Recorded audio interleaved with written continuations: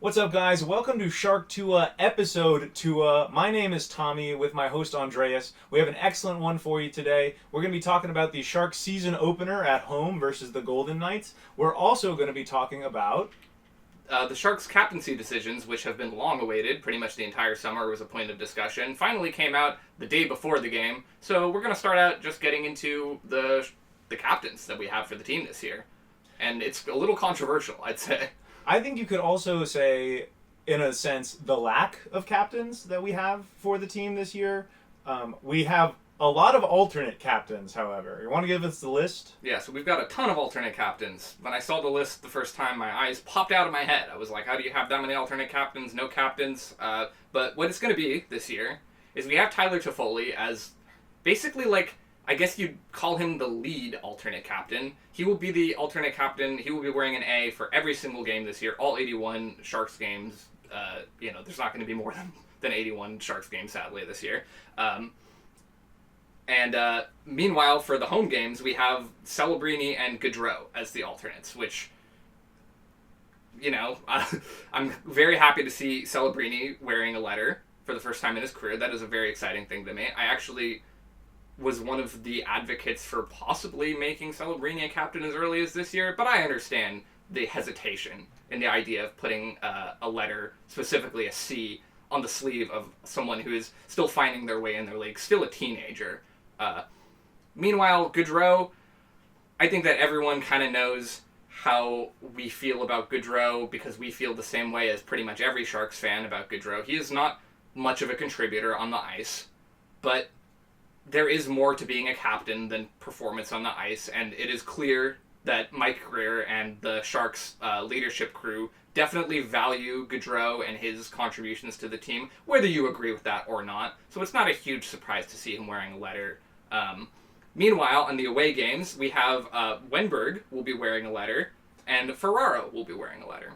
I actually really, the second set of alternates, Wennberg and Ferraro, I like quite a lot. I think Wennberg has been really consistent, notably a hard worker, seems like a nice guy on and off the ice.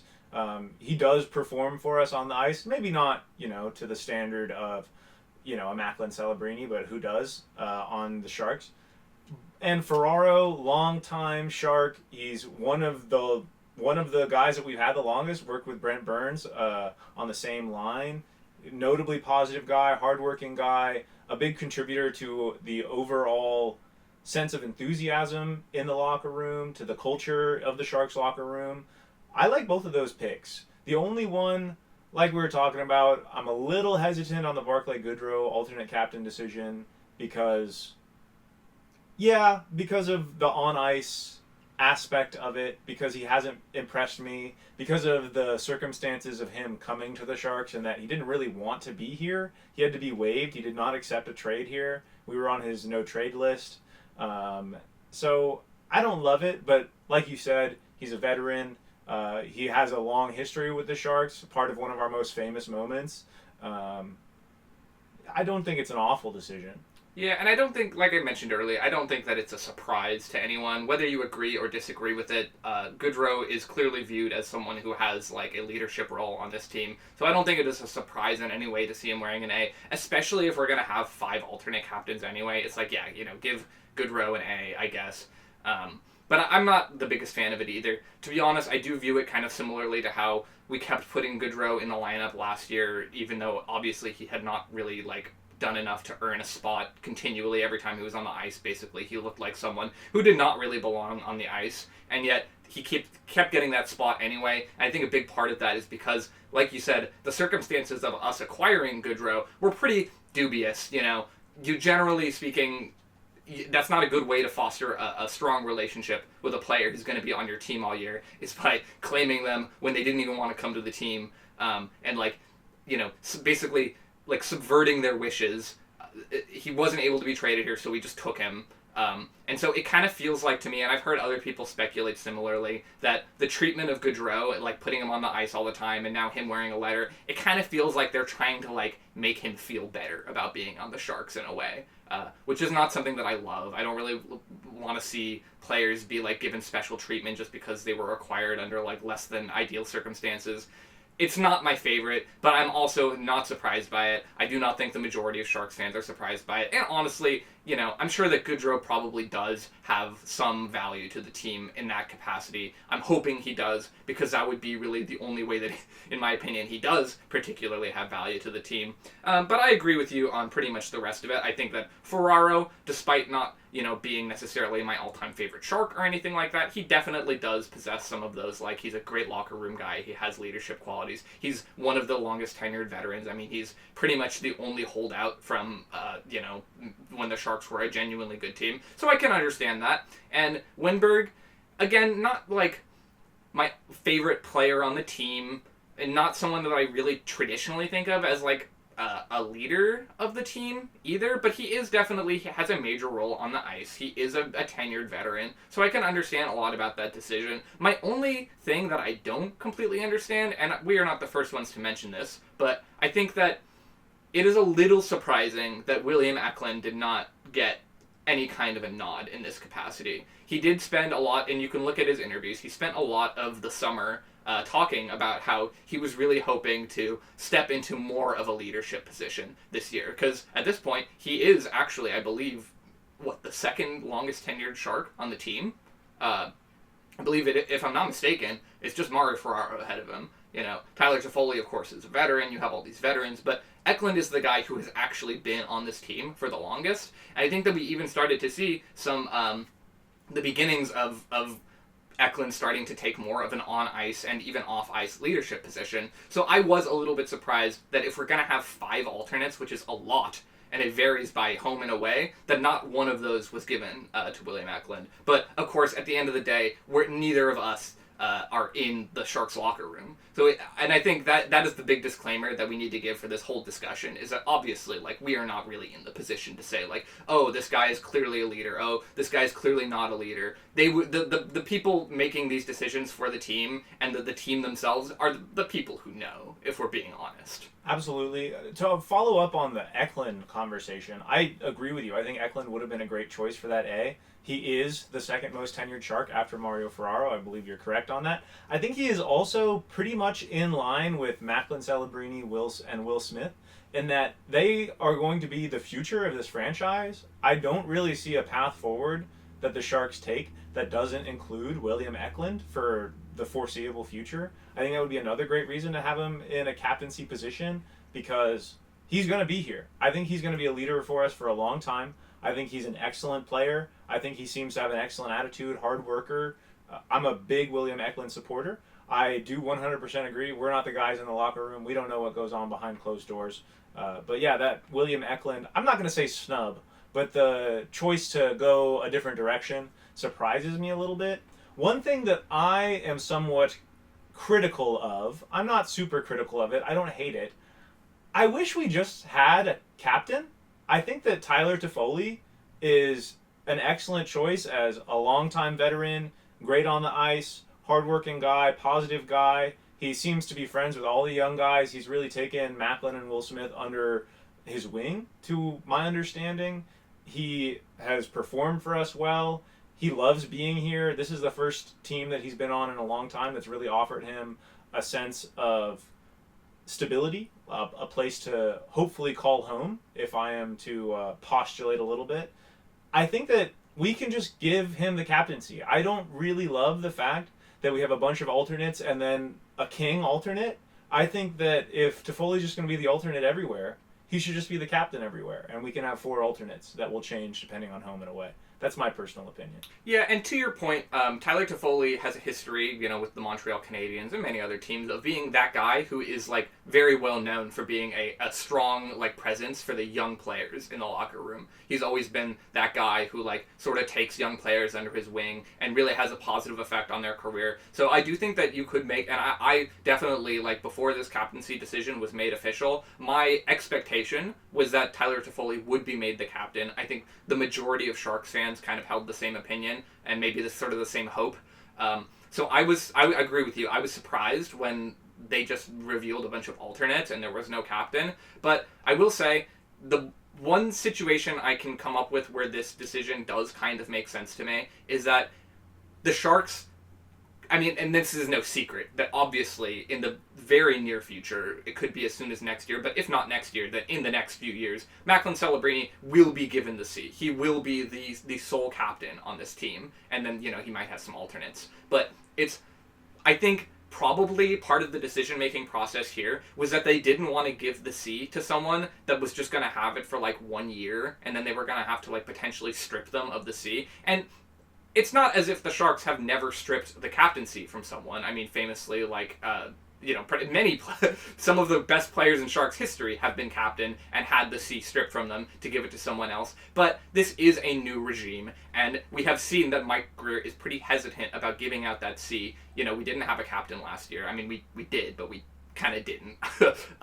So it's not a huge shocker that they would try to hold off on the C for Celebrini if that is indeed what they are doing. And again, it's difficult to speculate. But I think just the fact that Celebrini got the A this year kind of confirms everyone's suspicions that Celebrini very soon will be the captain on this team. And so that's sort of my best explanation for why Toffoli is not the captain today. I think that probably Mike Grier and Sharks ownership wanted to avoid putting themselves in a situation where 365 days from now, they have to go up to Tyler Toffoli and say, sorry, we're taking the C from you. Which, even though, honestly, I don't think that Toffoli would have a big issue with that, especially because of his relationship with Macklin Celebrini, which is very well documented. I think that he probably would not have a problem, sort of passing that mantle to Celebrini, but I would not be shocked if that was the thinking, the mindset, is that we don't want to, give the C to someone who's just going to be a transitional captain. We're just going to hold off on it until we're actually ready to give that captaincy to Macklin Celebrini. So that's my best explanation for that. But again, with us not being in the locker room, we don't have a direct thread with Mike Grier or anything like that, as much as I might like to. So I think that we can probably go ahead and just leave that conversation there. It's not my favorite all-time crew of alternates, if I'm being completely honest about my feelings, but I don't hate it either. I think it'll probably be a strong enough leadership group for a team that doesn't really have that very strongly defined leadership group yet. So I think that actually is a very good time to move on to the main subject of today's video, which of course is the season opener, which we are recording this on Friday, the day after the home opener. And we were lucky enough to be in attendance for that game. That game was a little bit nasty at the end. The overall score was 4-3 in favor of the Golden Knights.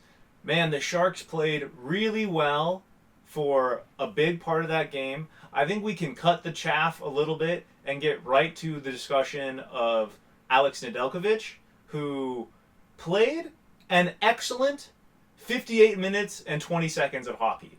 He was a lights-out goalie for vast periods of that game. I think he made a ton of saves that we needed him to make. I think that he was really solid. I was at the 57-minute mark of this game being like, wow, Alex Nedeljkovic truly proved me wrong. I wasn't super excited about him. And he came in here and he showed who the hell he is. He showed that he can be a great, solid goalie.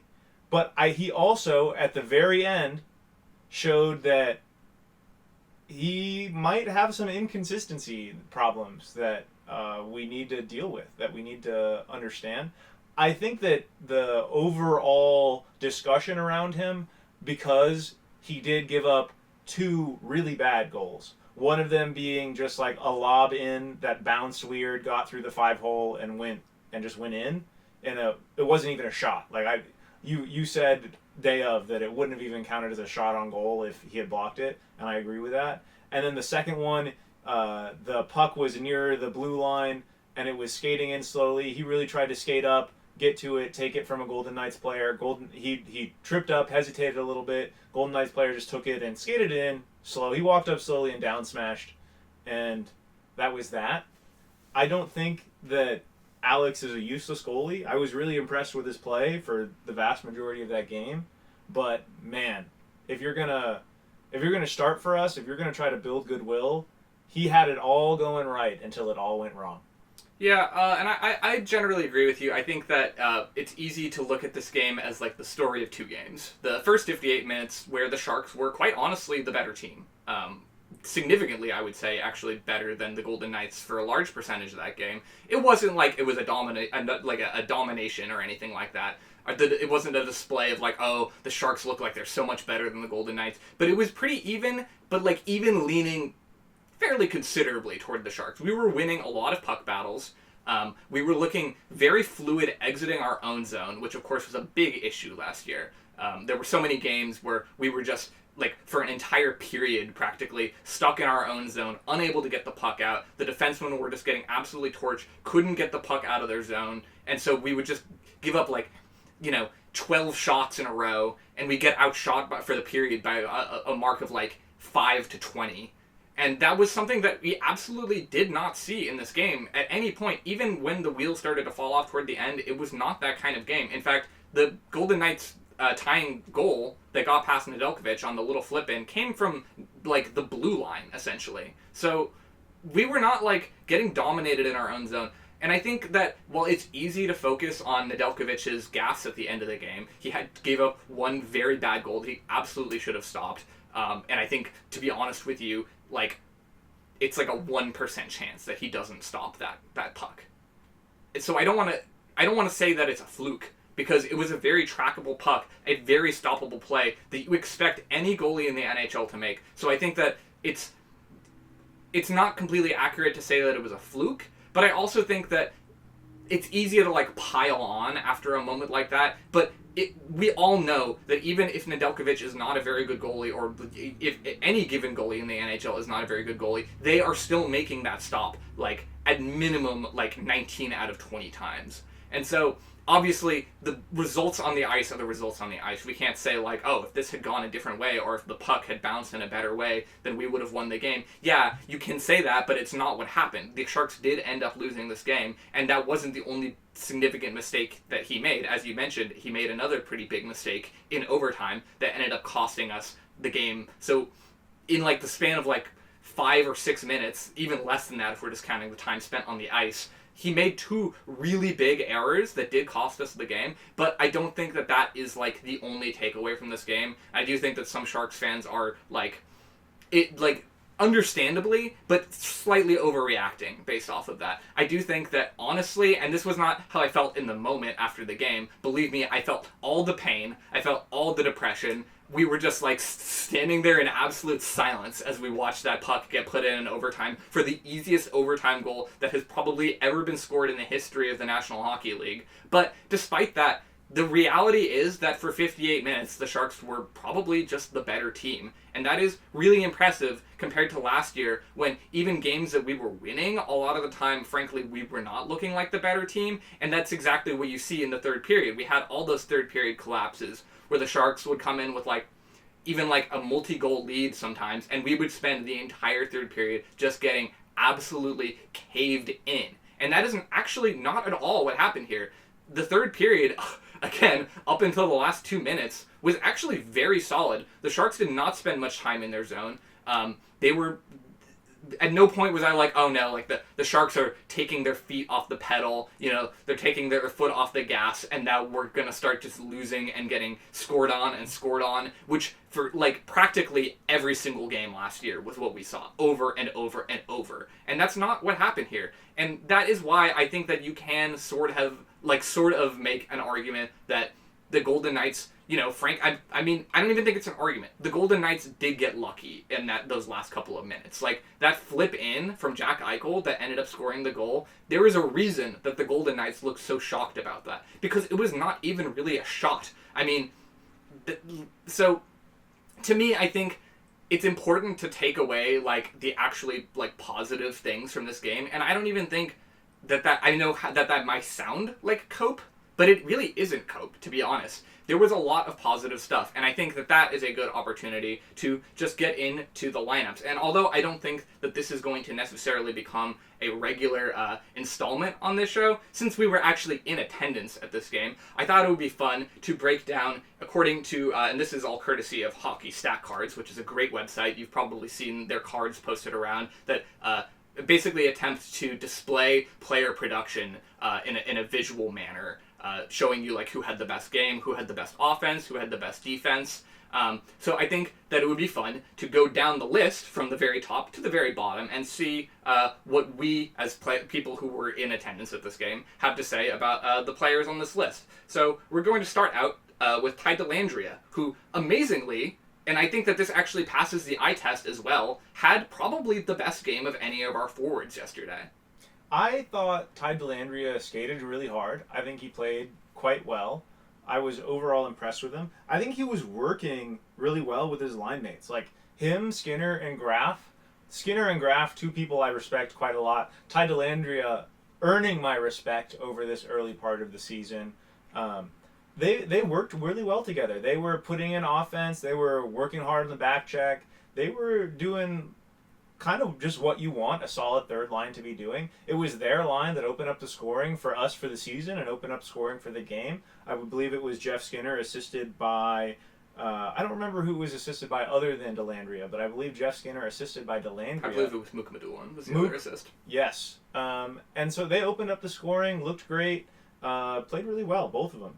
Yeah, I was very surprised by that line. I went into this season, not just specifically of Dellandrea, but I was doubtful of Dellandrea as well, for sure. He had a very bad season last year, and I'm not going to sugarcoat that. For a lot of the year, quite honestly, Dellandrea was either the worst or second worst player on the team. Basically, the only other person in contention for that worst player on the roll spot was Barclay Goodrow, and to be honest, Dellandrea is a younger man who has actually had some, like, not that, like, far away success with the Dallas Stars. He was pretty solid for them in a depth role.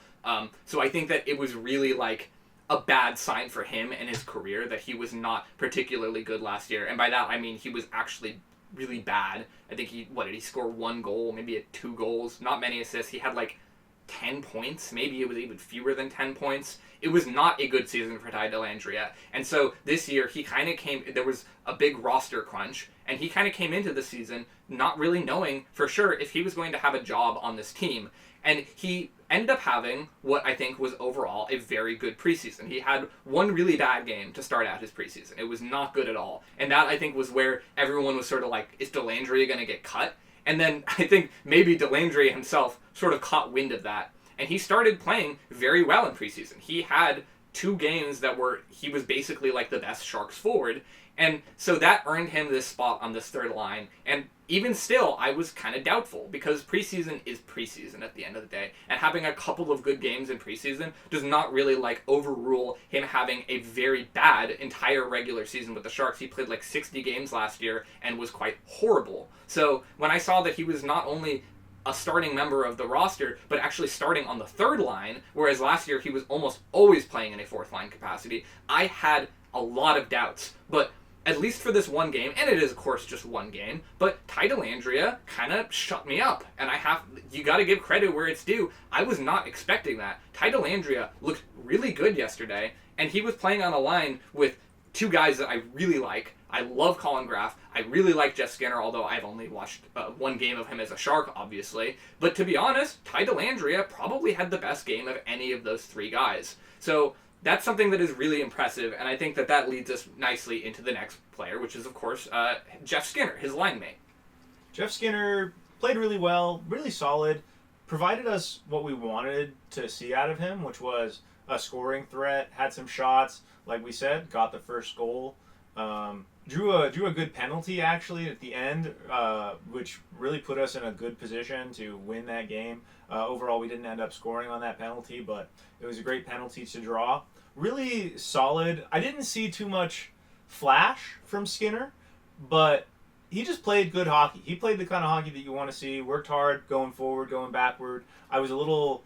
I had heard that Skinner wasn't the best on defense. I hadn't heard that he absolutely the worst, but I was impressed by his abilities on both sides of the ice.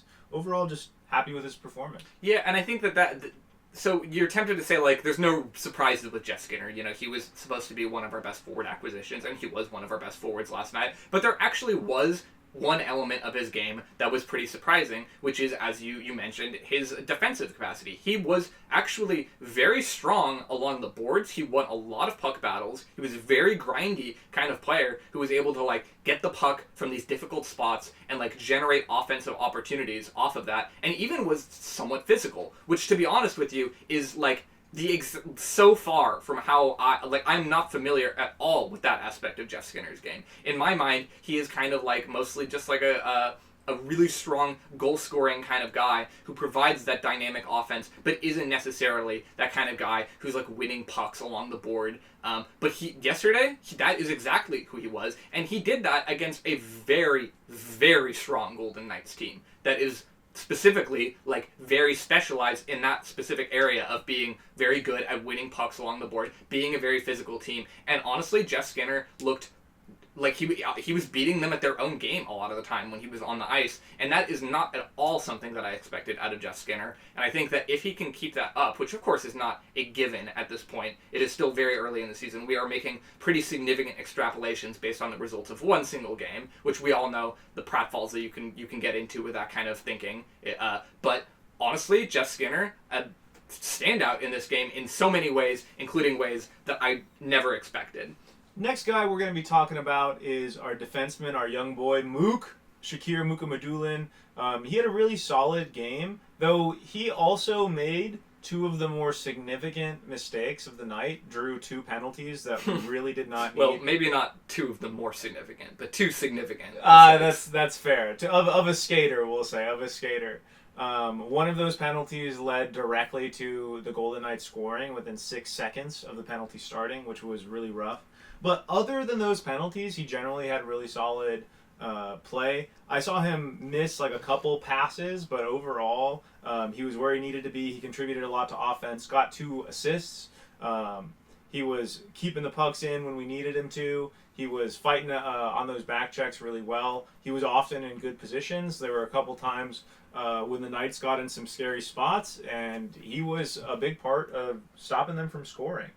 Yeah, I think that Shakir Mukhamadullin, it is easy to look at the 2 penalties and be like, oh, he had a defensively irresponsible game. You want a defenseman who isn't, putting the team in bad spots, isn't putting the other team on the power play. And Mukhamadullin did have 2 penalties, at least one of which was a pretty bad one, one that you definitely don't want to take. But at the same time, Mukhamadullin, in every other capacity besides those 2 penalties, honestly, he was probably the most competent defender from a defensive standpoint, and also one of our best defensemen from an offensive standpoint. In fact, the best defenseman from an offensive standpoint. He was the only player in the game last night to record a multi-point outing. And so I think that you got to give him a little bit of credit. And honestly, we've seen the practice lines. Again, this is being recorded on Friday before the Saturday game, but we basically know for a fact that tomorrow Sam Dickinson will be playing and that Shakir Mukhamadullin will not be playing. He is being benched in favor of Dickinson,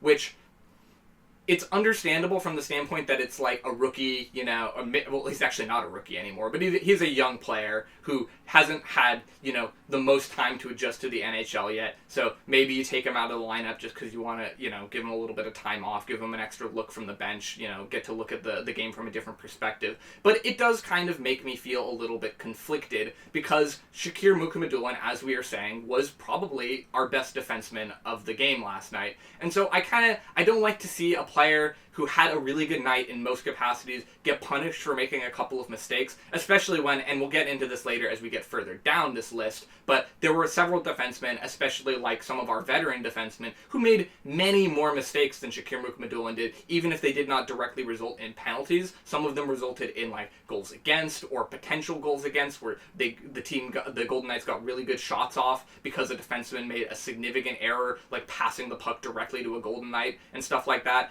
And those players were not necessarily being quote-unquote punished by being benched in the same way. And that is kind of a criticism that I have of Warsawski's management going back to last year, is that when rookie players make mistakes, it feels like they get moved down the lines.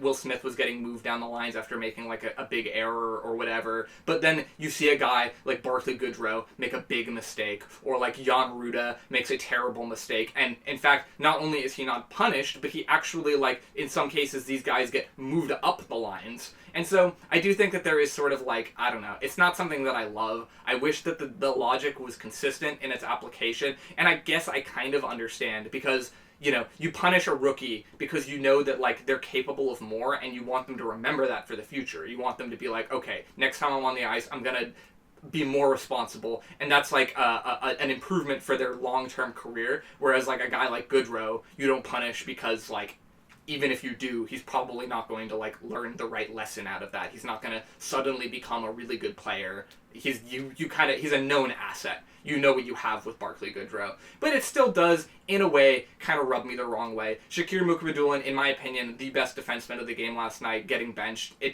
doesn't sit all that well with me.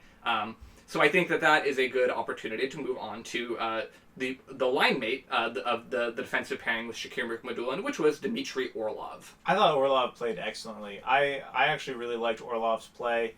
He was really physical. I could tell by, like, the third period, he was really getting into the game. He was fighting hard. He would.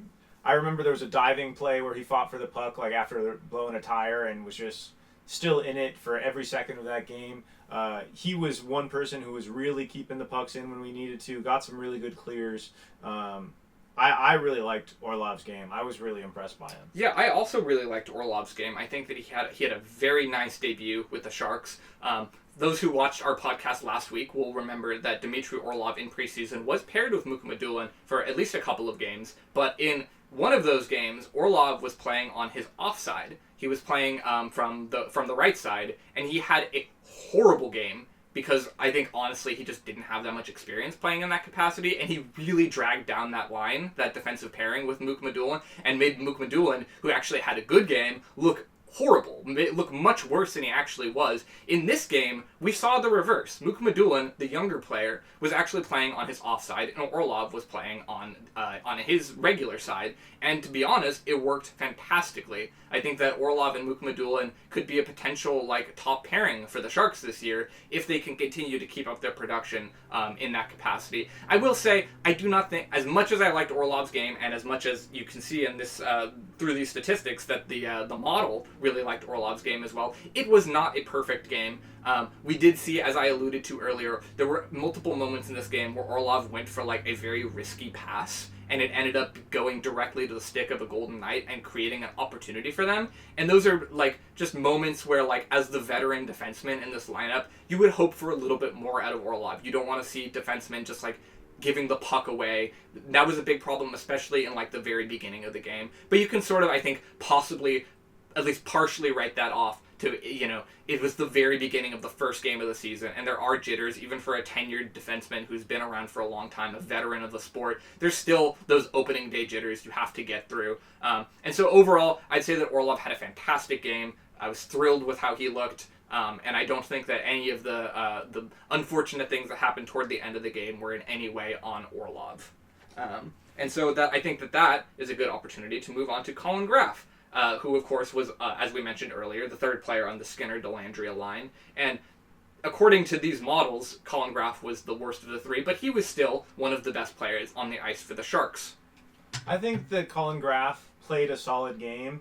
Collin Graf, I really love that he's just a really good two-way player. Like, he works hard on defense, he works hard on offense. I don't think he has the same offensive spark that you can see from some other players, but I think that he more than makes up for that in his defensive capabilities. And that's not even to say that he doesn't have a good offensive spark. Like, he has had games where he's gotten good assists, good goals. He can really do it all, I would say. In this game, I think this is where we start to get some of our players who were a touch muted. I think that he made many good plays, especially on the defensive side, won pucks for us, made some good passes. But I don't think that this was a standout game for Graf. We've seen games where Graf will get 2 goals. We've seen games where Graf will really contribute offensively. And this wasn't quite that. That said, I was happy with his performance. I think he did good. But I think that this is where we start to get towards the middle of the pack, where he had a solid game. And if everybody had a solid game, man, that's a great hockey team. But he didn't have a standout game, especially for what I know that Graf is capable of. So I don't completely agree. I don't disagree, but I don't completely agree. I do think that Collin Graf did not have, like, an incredible, like, he was not the guy who, like, popped up like crazy on the scorecard.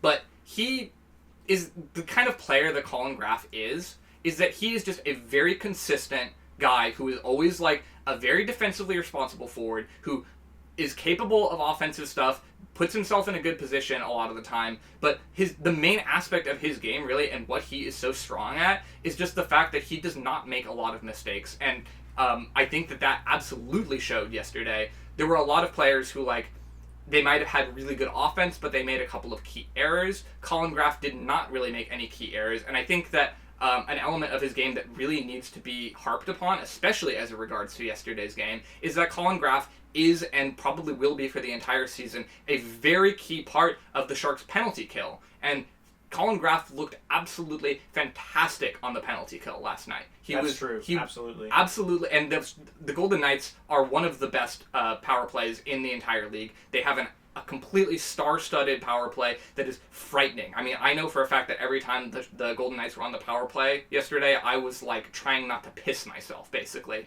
And Collin Graf, who is a young rookie who, and people have mentioned this before, but Collin Graf, until basically last year with the Barracuda and then later with the San Jose Sharks, had zero experience on the penalty kill. He basically, his entire college career was like the offensive production guy. He was never expected to be that, like, super defensively oriented forward who was, like, a key member of the penalty kill. That is a new element of his game, and he looks, quite honestly, like he has been doing it for a decade. I think Collin Graf is, like, one of the sneaky, like, great players on this team, and although he's not the flashiest player on the team, I think that even in a game like yesterday, there were, like, elements where you could definitely see that Collin Graf is, like, going to be a key part of this team for years moving forward. I think Collin Graf plays incredibly smart hockey, which I love from him. He's somebody that I can rely on. If you were to ask me about who some of our most trustworthy players are, like the guys you want in big spots, the guys you can trust to perform kind of regardless of where they are,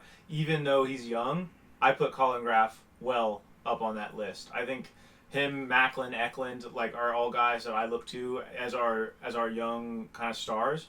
I think that Collin Graf, I've seen people say that he kind of belongs on the third line, and, like, that's where he's going to be in the future. And I actually think that Collin Graf has, I think his ceiling is higher than that. I think that there's a world where he's a second line, maybe even if he continues to improve at the rate he is, because he looks so impressive.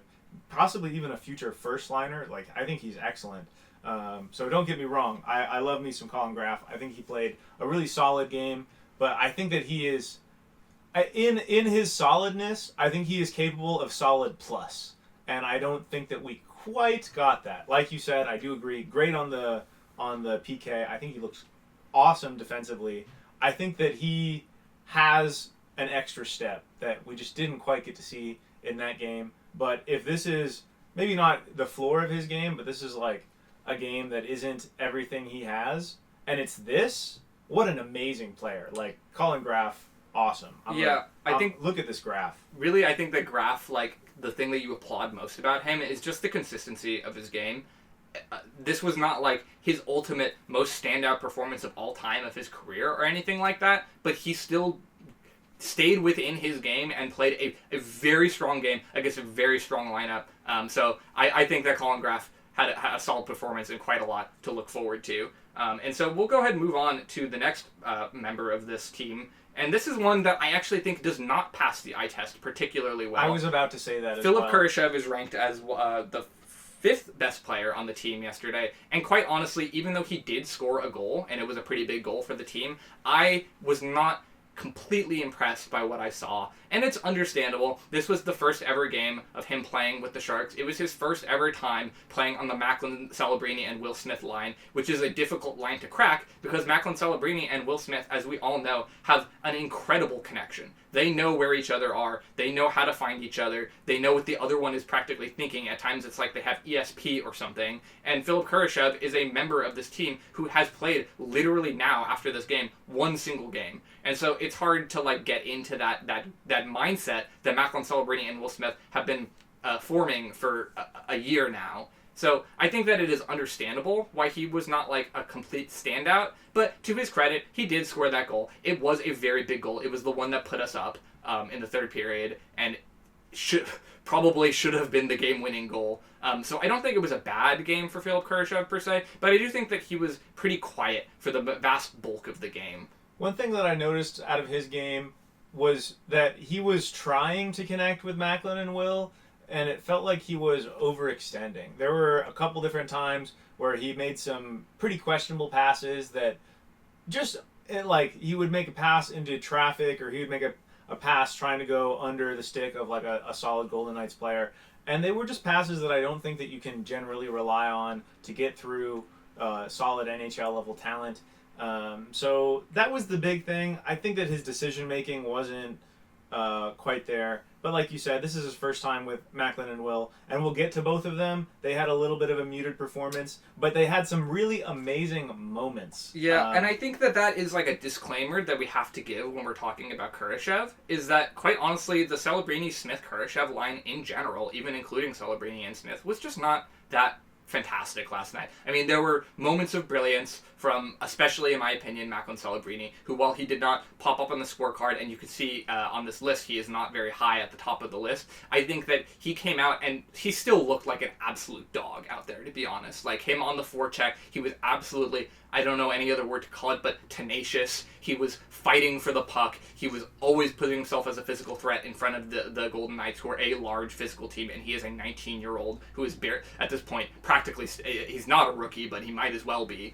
And he was still looking like a guy who can fight for the puck, who can battle for the puck, and I think that is a very valuable thing, even though, obviously, like, you need more out of Macklin Celebrini. If he had scored a goal, this would be a very different game that we'd be looking at. But, of course, we are not talking about Macklin Celebrini. We're talking about Philipp Kurashev, and we are not even really talking about Philipp Kurashev anymore. So I think that's a good opportunity to move on to Alexander Wennberg, who, actually, he did score a goal yesterday. I will say that. Wennberg, to me, another pretty solid performance. Nothing that really happened with his game sticks out too much in my mind from when we were there watching the game. I don't remember him making any huge blunders, but I also don't remember him making any huge plays. So I don't have too much to say about him. I'm a big Wennberg fan. One of my other teams that I enjoy is the Seattle Kraken. I liked him on the Kraken. I like him on the Sharks.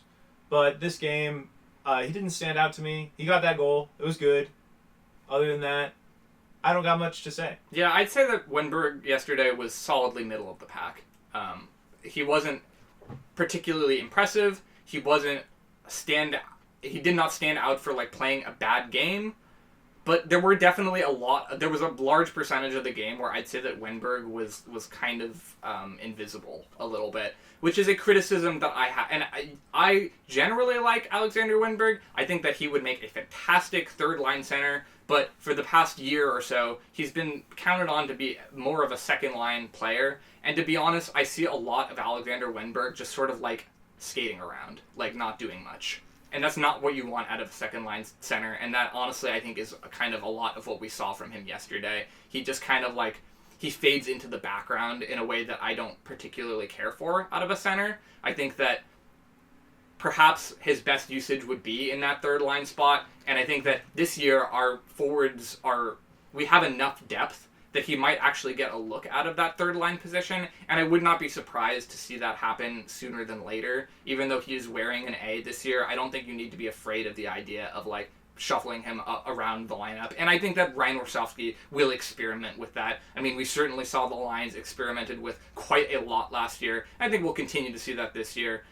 But I agree with you. I was not dazzled by Alexander Wennberg. I don't think he had a bad game, but I don't have too much else to say about it. I think that the model here basically has it correct in saying that he was a roughly middle-of-the-pack player. And so that will move us on to one of his line mates, which is, of course, William Eklund. William Eklund, I thought, had a better game than Wennberg, to me. I agree. He had some moments that were a little bit of heartbreakers. He almost had that empty net. He worked so hard for that empty net, and he just couldn't quite get it in.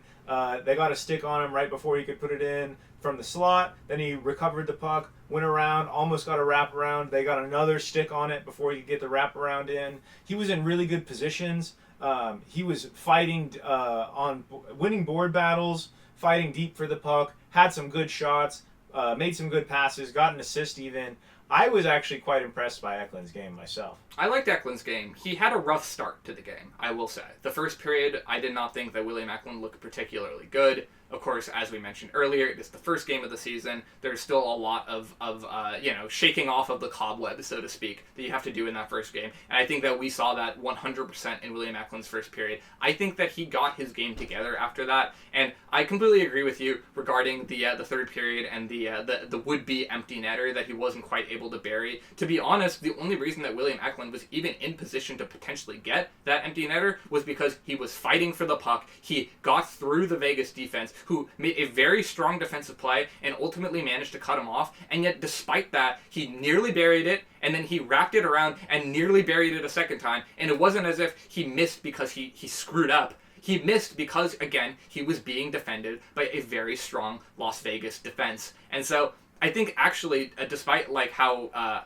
it was quite a gaffe, I think that third period ended, it's easy to look at it and be like, oh, like everyone involved with this absolutely screwed up. I've already seen people say like, oh, well, Nedeljkovic, he screwed up, but really it all comes down to William Eklund not burying that empty netter. And I do not think that is fair, to be honest. I think that Eklund had a great third period. I think the third period was by far his best performance of the night. And so I think it's a little bit sad to see people sort of like piling on for him working really hard to get in a position to potentially get that empty netter just because he didn't get it. To me, that is not his fault. And in fact, right before, going back to Alexander Wennberg, right before that play where Eklund nearly buried that empty netter, Alexander Wennberg tried to like flip the puck from our side of the ice all the way to the other side of the ice, which even if it had worked and it hadn't hit the scoreboard, it would have been icing, and that would have been a horrible play. But it did hit the scoreboard, which essentially resulted in the same thing as an icing, and that is what ended up like resulting in the play that we saw. If Wennberg had like tried to skate the puck down the ice and like try to bury it himself exactly in the way that William Eklund did, I don't know that any of that game would have gone down the way it did at the end of the third period. And so all this to say, I think that William Eklund had a strong night, generally speaking. I'm hoping that in the next game versus the Ducks, we will see more of like that third period for William Eklund and less of like that first period. But overall, I think it was a strong performance, and I agree with you, it was better than Wennberg. And that brings us to Timothy Liljegren, who I was quite critical of Liljegren for most of preseason and actually for a large percentage of last year as well. I think that Liljegren strangely is a guy who like does not always pass the eye test, but sometimes these models, like the one that we're looking at right now, say like, oh, Liljegren actually had a really good game. We even had a game like that in preseason where Liljegren was the only basically the only NHL tenured defenseman on the roster for that game. And to my eyes, it looked like he was quite bad, actually. But the model really liked him. And to be honest, yesterday was not a case like that. I actually thought that Liljegren had a good game, and the model agrees. He was playing alongside Mario Ferraro, and we did see that pairing a good bit last year, and it was up and down. It was not always good. Sometimes it was okay. This time I actually thought that it was really good. Well, maybe not really good. It was good. And I thought that Liljegren had a very solid outing. In general, I was surprised by the Sharks' defense. I didn't think it was that bad, and I kind of went into the game expecting for it to be very bad. But I don't have a whole lot to say about Liljegren's game, even still. Like, I thought that he was good. I thought that he was mostly defensively responsible. And I thought that offensively, he was good at like fighting for the puck and stuff like that. But it was not like some incredible standout performance. But compared to what we were getting out of the Sharks defense, and even in many cases, Timothy Liljegren himself last year, I think it was pretty solid. I don't have too much to add. I think I might be a touch less high on that performance. I think it was fine. I think it was on the positive side of a neutral game for me. I don't have any standout moments from him in my brain. I remember him making some reasonable plays, fighting on defense, putting effort in.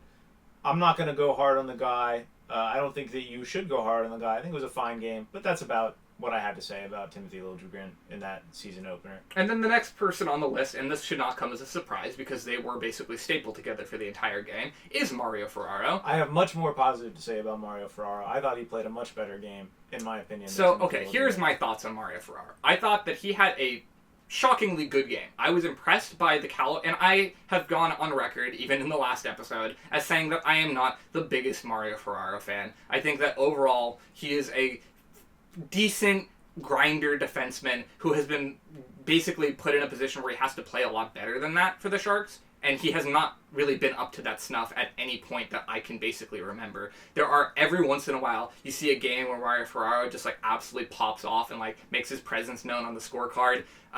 But for the most part, I think that Mario Ferraro is like a defenseman who makes a lot of like really unforced mistakes. You'll see him like, he'll get the puck and he'll just instantly panic and dump the puck and either ice it or like put it in like turn the puck over in a way that like completely screws the Sharks over. I feel like we saw that exact scenario play out so many times last year. But this was actually a game where Mario Ferraro looked really solid. But what I will say regarding, not that this particularly matters, I think that they both had solid performances, but I think that one of the reasons why Mario Ferraro's performance stands out more than Timothy Liljegren is just because you kind of go into the game with like not very much expectations for Mario Ferraro. At least that is how I feel. And so when he performs solidly, you're like, wow, that's incredible. Whereas like Timothy Liljegren had a very, in my opinion anyway, a very similar game. Like I really don't think that you can point out major differences between their games yesterday. And yet you kind of want to put more of the praise on Mario Ferraro because you're like, oh wow, Mario Ferraro actually had a good game for once. I think that Ferraro,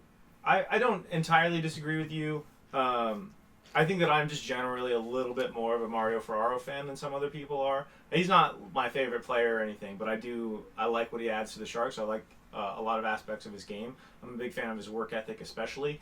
I think that he had some, and this isn't the most statistically based thought process, I think that the moments that he like had solid moments were a little bit more important than what I noticed out of Liljegren. Like there were some points when he had clears in spots where I was like, okay, we need a clear here. And it was Mario who got us some clears. There were moments when he won a board battle that led to a clear or led to a solid defensive play or led to a changing of the momentum on the ice. I feel like he made an impact this game.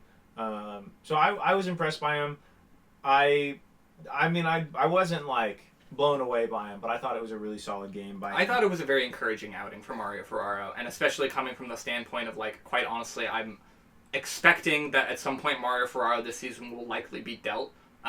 There were probably a lot of scouts in attendance at this game, and I think any of the scouts who were in attendance probably noted that Mario Ferraro had quite a solid game, and so I'm hoping that his value is perhaps up around the league, and even if he does not end up getting traded, it is quite an encouraging thing to see a strong performance out of a Sharks defenseman. An interesting person to talk about, I think, following up on that, is going to be John Klingberg. Yeah, I think we're getting to the part now of the lineup where I'm going to have less positive things to say. I did not think that John Klingberg had a very standout outing.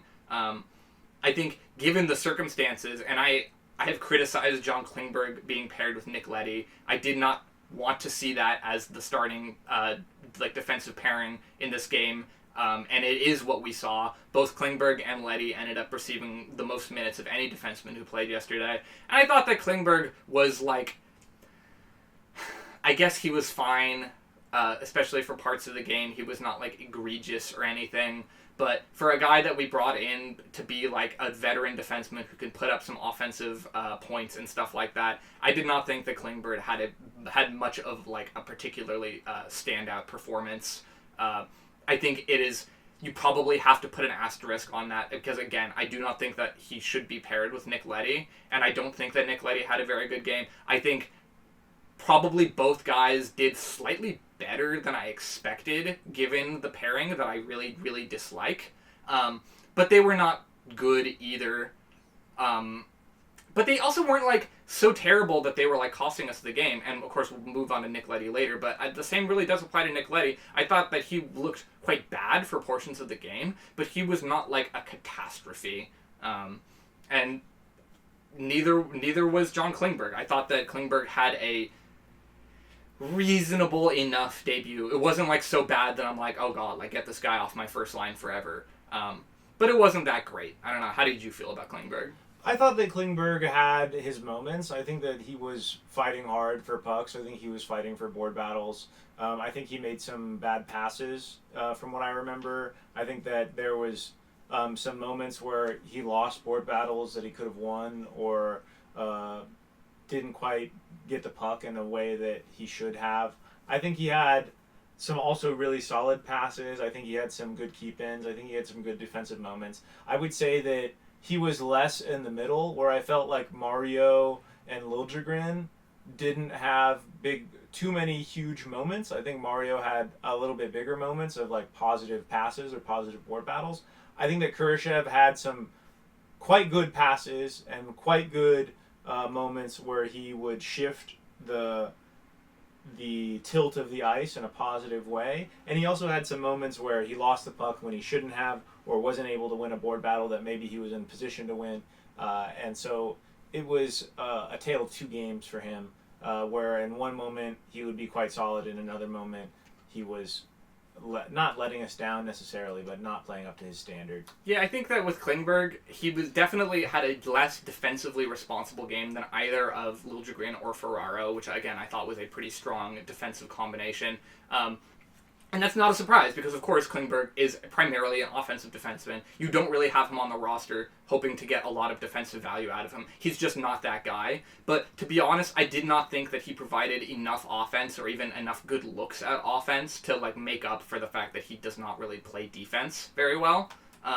And so that is my big critique of Klingberg's game. I just think that we need more from him from an offensive perspective, but the same is true of a couple other key players who did not really show up in a big way on the scorecard. So it's not like a specifically huge knock against John Klingberg. I still like the guy. I still think he's going to be perhaps a big part of the team this year and hopefully like a potential very good, like maybe trade deadline kind of guy. But I did not think that he had a really outstanding performance in this first game, particularly. I thought the same of our next player, Tyler Toffoli. Yeah, to be honest with you, and I've been kind of like, not like dreading coming up on this because it's not like it's any skin off my ass particularly talking about Tyler Toffoli, but I thought that he had a disappointing performance. And this is nothing new. We saw games last year where Tyler Toffoli would be like really quiet for a lot of the game, and then suddenly he would just score like one goal or like two goals even, and suddenly the game looks really good for him. Because at the end of the day, Tyler Toffoli is mostly like a goal scorer. Like, that is basically where his value comes from. You don't expect that he's going to be, like,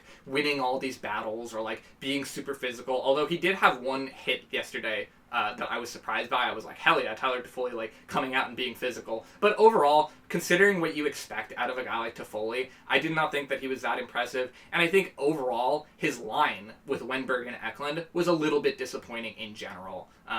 And I would say the same of both of those other guys, even though I had more positive to say about Eklund, just because I think that he is a more tenacious kind of player who's always fighting for pucks, even though like there were moments that he did not look that great. I think he just contributed a lot more on offense than Toffoli, specifically because Toffoli really only is contributing on offense if he's scoring goals, and he did not score goals yesterday. But he did have some pretty good looks. It isn't as if he wasn't in a position to ever score in this game. So there was like at least like I want to say like 3 shots on goal where he had a good look and it just didn't go in the net. It went wide, it gets a stick on it. Something happens to prevent the puck from going in the net. And obviously, if one of those pucks goes in the net, then we're talking about his performance very differently. So I don't think it was like a catastrophe for Tyler Toffoli. And like I said, we saw many games like this for him last year where he just like is kind of quiet and then he comes back the next day and he looks really great. So I don't think that we need to like sound any alarms about Tyler Toffoli. I think he was all right. Just wasn't like if you get a better performance out of Tyler Toffoli, we probably win the game. And so that's where it stings a little bit. Yeah, Tyler Toffoli isn't going to most of the time drive play. He doesn't feel like a play driver. He's not a playmaker. He is the kind of guy who's going to get to a good spot for you, be open for a pass, and shoot a nice hard shot that's pretty accurate, that has a solid chance of going in. One of our best triggermen. But like you said, if it doesn't go in, he didn't do too much. I remember him, he fought hard on a nice forecheck, fought for the puck, had a couple good passes. But other than that, he was just kind of there, and that's one of the performances that you kind of not exactly expect out of him, but it's not super rare that he just has a he's there kind of game. Didn't make huge mistakes, didn't make other than one or two really big plays. He was kind of there tonight. Yeah, he was. I agree. It was definitely like a Tyler Toffoli is there kind of game. And again, not the worst thing in the world. I'm sure that he will bounce back. He will probably have some very good games coming up, and I would not be at all surprised to see him as the goal-scoring leader for this team still at the end of the year. But, not too much to say there. And that moves us on to a member of the team that I've kind of been waiting to discuss, which is Nick Leddy. I was not particularly happy to see Nick Leddy started in this game. Like many Sharks fans, I was definitely anticipating that Sam Dickinson would be in the starting lineup for this game, and he was not. He was a healthy scratch, and instead we saw that top pairing of Klingberg and Leddy. And Leddy made some really big mistakes at the beginning of the game, the kind of mistakes that, as I alluded to earlier, if it was like a young defenseman making those mistakes, he would probably get benched, or like at the very least, like he would play only like a few minutes for the rest of the game, and I'm sure Warsofsky would not be itching to put him back out on the ice, but he stayed, I believe, if I'm not mistaken, it was either Klingberg or Leddy. I think it was by a narrow margin, it was Klingberg, but Leddy was number 2 in the most defensive minutes played of any player yesterday, and he was not good. He was not good. I was not impressed by him either. I will say that, in my opinion, Nick Leddy was slightly better than I expected. But that is because I went into the game expecting him to be by far the worst player on the ice, and I don't think that he necessarily was, but he was not much more than that either. And again, like the same way that you can sort of give it as a credit to Klingberg that he was playing on a defensive pairing that I think is kind of stupid, to be honest, because you have two guys who are basically offensive defensemen on the same line. So maybe if Leddy is used in a more intelligent pairing, perhaps he could be not complete hot garbage. And even yesterday, despite like there were a few moments in particular where he like would give the puck away, had some pretty big mental errors. Again, I don't think he was atrocious. He was okay, especially considering that we were playing against the Golden Knights. You'd expect them to absolutely be dog-walking a guy like Nick Leddy. And that wasn't quite what we saw, but he was not very good either. I think that last night was a game where the Sharks as a whole played quite well. I think that as far as I am concerned, there were no truly horrific players. I think that overall, pretty much our entire team showed up and was a reasonable NHL hockey player. Even the guys at the bottom of this list were not making destructively horrible plays. Like, I think as a whole team, we played pretty well. Other than Alex Nedeljkovic, who had a really great game for 58 minutes until he had a really bad game for the last 4 minutes. But Nick Leddy, to me, was somebody that I saw making lots of small errors, bad passes, not necessarily getting the puck in positions where he could have gotten the puck, not always in the best defensive position. I think that he played like a average NHL player having a mediocre game, and I think he is an average NHL player, maybe below that, having a mediocre game. There were people around us who really were not Nick Leddy fans. There was one guy behind us who every time that Nick Leddy got the puck, he was like, this fucking guy. I wasn't quite like that, but he was of the people that I saw on the ice last night. He felt like one of the ones who was more consistently making plays that were not great, though he didn't make any errors to the point where I was like, wow, this guy's like giving away the goal like somebody on our team did. Yeah, I mean, aside from Nedeljkovic at the very end of the game, there's no question that Nick Leddy was getting chirped the most out of any Sharks player by the Sharks audience, which is never a great sign. But, still I thought that he was all right. I think that he was not the worst player on the ice. I don't even think that he was in the bottom 3. I agree with this list that he was not in the bottom 3 players on the ice. So now with the additional background audio of our neighbors being extremely loud across the yard. They're being joyous. They're having a great time over there. They're having a better time than I did at the end of the Sharks game last night, I'll tell you that much. So we'll go ahead and get into the Will Smith, Macklin, Celebrini line. It was fairly quiet. They were not defensively irresponsible, but they also weren't like the offensive spark plug that obviously it is no secret that the Sharks kind of live and die on whether or not Macklin, Celebrini, Will Smith, especially long-term for our future. We need them to be that player. They're not going to be that player every game. I think that one thing that we can take away positively from this game, actually, is the fact that despite the fact that neither Macklin, Celebrini, or Will Smith they had some good looks. There was a really great pass of Smith to Celebrini, a really good pass from Celebrini to Kurashev, and no one was able really to convert on those. But aside from those moments, they were pretty quiet offensively. But despite that, the Sharks actually did put up a good offensive outing. And so I think that that is one thing that we can actually positively take away. But that's not really a credit to particularly Macklin, Celebrini, or Will Smith. I think that Macklin had some really good drives. Like his zone entries are always really impressive. The way he's able to attack the center of the ice is always really cool to watch. A lot of times players will get pushed to the wall. That's what defensemen are instructed to do. And Celebrini has no fear in just charging the center, really fighting for his position in the slot. Him and Will Smith, like you said, had some really amazing, visually cool passes. They had moments where they created great opportunities. I remember specifically a couple of great backhanded passes that were over the shoulder and just got right on each other's stick, led to either exits from the defensive zone or entries into good shooting positions. So I think they had really big moments, but overall, yeah, it was not the Macklin-Smith connection that you expect to see. I think that usually you expect to see them produce points. They almost always do. They didn't produce quite as many opportunities. They weren't.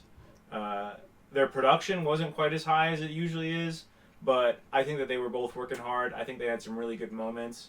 So overall, they're quite low on this list, and I think it's deservedly so to an extent, but they still showed flashes of the amazing players that they both are. Yeah, and I think we saw what is just such a strong baseline about Macklin Celebrini. Even though he did not pop up on the offense that much, he had a couple of good shots and just was not quite what you expect out of Macklin Celebrini. Despite that, he was probably our best zone entry guy on the entire roster. He just got through most of the time, and that is something we've seen over and over with Macklin Celebrini. Somehow he just has that ability to penetrate into the offensive zone, even in moments where you're there's no way he's getting through, and then he just does it.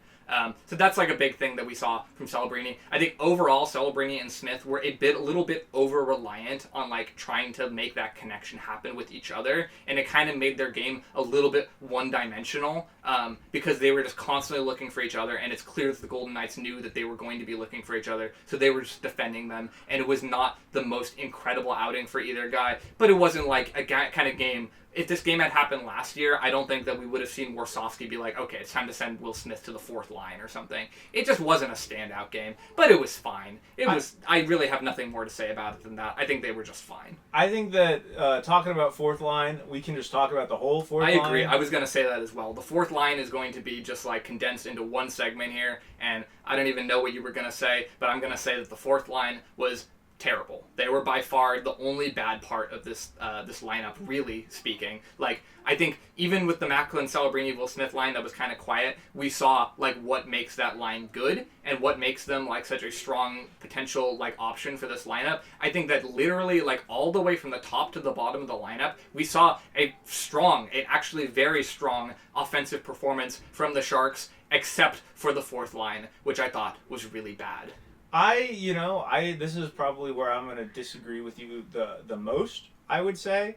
I think that the fourth line was, I don't know, I would not say terrible, I would say invisible. I think that they did not get absolutely blown out of the water most of the time. I think Ryan Reaves got a couple hits that, that's what Ryan Reaves does. I thought that Adam Gaudette and Barclay Goodrow did very little this game, made some mistakes, but overall I thought that they did almost nothing, which for Barclay Goodrow is often an improvement. For Adam Gaudette, it was a little bit of a step back. Ryan Reaves, honestly, I don't think he looked terrible. I think he had a couple good moments. He was always fighting for those checks, which he's always trying to do. They got off the ice quick. I was not impressed by them by any means. I would like better fourth liners. I would like fourth liners other than Adam Gaudette. that I can expect to do things. I didn't think Ryan Reaves had an awful game. I honestly thought Barclay Goodrow played better than usual and that he didn't fuck something up. I was fine with him, honestly. So you're right that this is going to be the segment where we have the most disagreement. I completely disagree with the idea that they were just like a neutral line. I think that especially Barclay Goodrow was quite bad. I think his only contribution to the game. Actually, I will give a disclaimer to that. Barclay Goodrow was pretty solid on the penalty kill, which he is used in a pretty regular capacity. We saw that last year. I thought he was actually pretty solid at that. And again, I think the penalty kill for the Sharks was like a big point of strength, even though we had that one goal against where the Golden Knights were on the power play for like 2 seconds and they scored right away. Besides that, they didn't score at all on the power play, which is pretty impressive. I'd say 1 goal against on the power play for a Golden Knights team where the power play is such an incredible strength for them against a team that obviously does not have like, we're not some incredible PK team. We were like one of the worst PKs, generally speaking, in the NHL last year.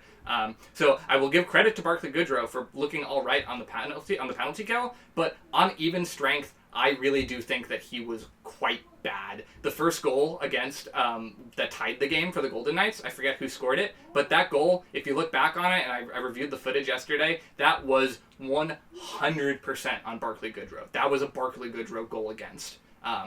And so it's just stuff like that, And Ryan Reaves, he was all fine, I guess, but really all he did in this game was a couple of hits. One of them kind of created an offensive opportunity, but other than that, they didn't, honestly, and he was not doing anything much more than that. He was, like, always sort of, like, a little bit out of position. I noticed, like, he was not in a position to, like, receive a pass, to make a shot, or to, like, in moments where you would have liked to see a little bit of defense out of him, he was not the defensive guy. I don't think that Ryan Reaves showed any...